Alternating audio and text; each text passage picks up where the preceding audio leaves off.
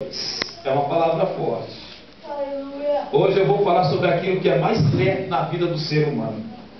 Eu não preciso ter dom de revelação, nem de profecia, e nem jogar abuso, e nem ser um feiticeiro para falar, para te revelar o que vai acontecer contigo.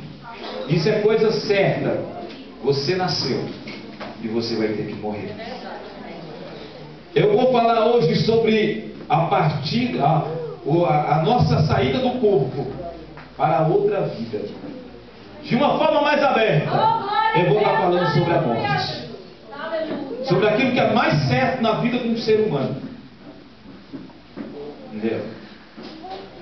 Eclesiastes capítulo 7, versículo 2. Todos acharam? Amém. Diga amém. Amém. Quem está com Bíblia, dá glória a Deus. Glória a Deus. Quem estiver desarmado, pega a carona com a arma do teu irmão do lado. E vamos acompanhar aqui a leitura. Aleluia. Vamos lá. Assim diz o texto: melhor é ir à casa aonde há luto do que ir à casa aonde há banquete, porque ali se vê o fim de todos os homens e de todos os vivos aplicarem-se o coração. Melhor é a tristeza do que o riso, porque com a tristeza do rosto se faz melhor o coração. O coração do sábio está na casa do luto, mas o coração do tolo está na casa da alegria. Amém? Amém. Feche a sua Bíblia e se assente. E escute um pouquinho esse paraibano falar um pouco da palavra de Deus. Deixa eu fechar aqui, dá pra filmar? Gabi. Aleluia. Faz a coisa ficar mais bonita aí com o tom instrumental. Aleluia. No livro de Eclesiastes capítulo 7, Salomão, já na sua fase, quando ele escreveu o livro de Eclesiastes, ele já estava na fase dele de velhice. Ele sempre fala, no começo e no fim, ele fala sobre tempo. Entendeu? Fala bem baixinho, bem baixinho. Fala baixinho. Amém? Ele fala sobre tempo. Tem tempo para tudo, tem tempo para trabalhar, tem tempo para sorrir, e ele vai falando sobre tempo. Aqui em Eclesiastes 7, ele fala sobre a velhice, falando sobre os roedores, falando sobre as colunas, que são os pés, os roedores são os dentes, fala sobre as janelas, que são os olhos, vai falando sobre a velhice. Ele está numa fase já da fim da vida dele, e ele escreve o livro de Eclesiastes já com a mente madura, e ele aprende uma coisa, quando ele fala sobre o fim da vida. Porque quando a gente estamos jovens, a gente só pensamos em se divertir e curtir o tempo. Mas quando a gente ficamos mais maduros, a gente aprendemos a valorizar mais o tempo, a valorizar mais a vida, a ser conselheiros. Porque quando nós somos novos, nós deixamos de receber conselhos das pessoas mais velhas. Mas quando a gente vai amadurecendo, a gente vai vendo que eles tinham razão. E aí a gente começa a tentar aconselhar outros. E o tempo vai passando, a gente já não é mais aquele garotão, os cabelos estão começando a ficar grisados. Como o meu também. Vai ficando os grisados. O tempo vai passando, a gente vai vendo os filhos crescendo, e a gente vai sentindo que a gente está chegando. Aleluia! Está chegando o nosso tempo. E assim é a vida.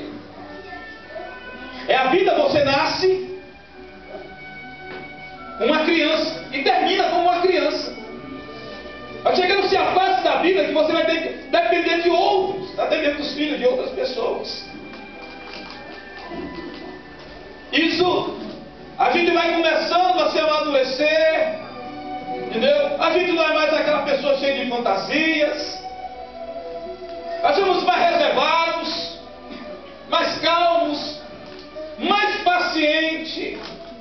Então, Salomão estava nessa fase quando ele estava falando no capítulo 7. Quando ele escreveu o livro de Eclesiastes, ele falava sobre isso. Quando ele escreveu o Cântico dos Cânticos, que é o Cântico de Salomão, ele era um homem apaixonado. Glória a Deus! Mas quando chegou no livro de sabedoria, ele já era um homem, já um pouco mais maduro. Mas quando chega no livro de Eclesiastes, ele já está no fim da vida. Já velho. E é sobre isso que eu quero falar para você. Porque o homem, ele não foi feito para morrer. É por isso que a gente tem medo da morte. É por isso que a gente tem medo dela. Porque nós não nascemos para isso. Nós não nascemos para estar doente, para adoecer. Nós não nascemos para passar por tantas coisas que passamos. Mas vai chegando-se o tempo. Alguns não chegam nem à velhice a alcançar a morte. Ainda alcança a morte, ainda na sua juventude. Outros não chegam nem a abrir os olhos. E já na hora do parto, eles chegam a falecer. Não chega nem a ter uma oportunidade de viver. E chega um tempo quando eu estava indo para 408 Sul, isso há 18 anos atrás. E eu passava ali, naquele cemitério chamado Campo da Esperança, é isso, né? O anjo passava ali em volta, ali, com o dia para o Pará, passava aqui todo. E a cada momento eu parava ali na frente e ficava olhando aquelas cruzes, que a cada dia se aglomeravam. E depois que eu estive em São Paulo, eu parei o carro em um cemitério, ali em Sumaré, é uma cidade ali do interior de São Paulo. E eu parei na frente e vi uma placa enorme. Aqui todos são iguais. Fiquei curioso, entrei, não tinha ninguém. Só um doido como eu que quer fazer passeio no cemitério. E fui passando entre os corredores. Algumas lápides bonitas que me chamaram a atenção. A prefiguração de algumas fotos de pessoas. Outros, apenas uma simples cruzinha de madeira, um pouco de terra envolvida em cima, demonstrando que tinha sido pouco tempo de terra. Uma capela do lado de fora, onde família se aglomerava, e tinha uma pessoa docente, ou que se diria ser uma pessoa, um corpo sendo velado numa capela de frente com aquele cemitério. E eu parei um pouco para pensar e imaginar. Eu tinha uns lugares que é onde enterram os bebês que morrem antes de viver, de ter a oportunidade de viver, de fazer planos, como alguns fazem. Existiam outros lugares também, mais reservados, de pessoas que morreram mais antigas. E eu fui passando entre essas lápides, me assentei em algumas delas, e parei um pouco para pensar nisso. Que eram pessoas que eram igual a mim, que tinham planos, que tinham sonhos. Alguns os sonhos foram impedidos pela morte repentina. Alguns morreram com um tiro, outros em acidente de carro, outros em infarto fulminante, outros foi sofrendo até a morte com um câncer consumindo o seu corpo. Alguma tragédia da vida acompanhou e chegou a ele a entrar em ordem.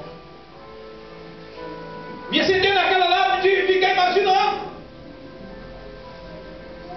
que na verdade nós não somos nada, que a nossa vida é uma passagem neste mundo,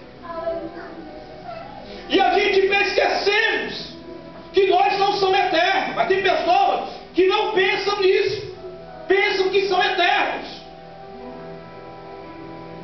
Eles só pensam na morte quando eles estão no vale da morte. Alguns brincam com a morte. E é triste isso, saber. Porque a maioria das pessoas fazem plano, faz tantas as coisas e são impedidos por isso.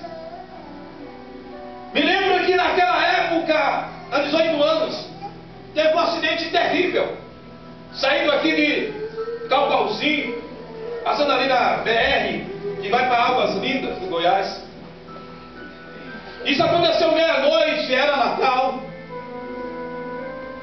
E dois carros se chocaram de frente. Se vocês não sabem, aquela BR ali de Águas Minas, ela é mão dupla. À noite, os dois carros se encontraram de frente. À meia-noite, bombeiros, policiais envolvidos ali. E eu comecei a contemplar pedaços de pé, de braços, estraçalhado no asfalto, o sangue banhando todo o asfalto. A polícia isolando o local, os bombeiros tentando tirar o resto dos corpos, sendo colocados em sacos pretos.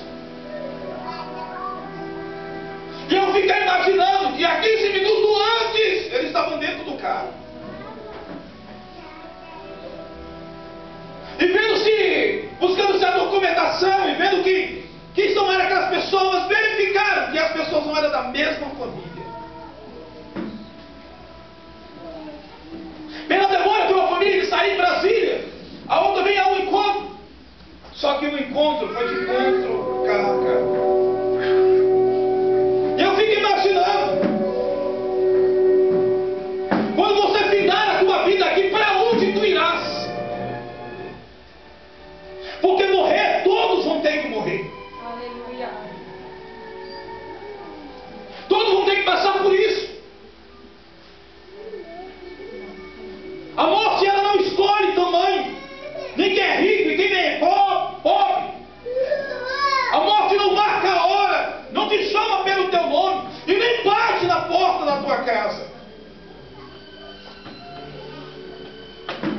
Ela entra como intrometida na tua vida e dá um ponto final na tua história na terra. Por muitas vezes, como é essa família que saiu meia-noite, eles não sabiam, mas dentro do carro estavam mortos. Era aquele dia. É um dia. E a morte de acidente de carro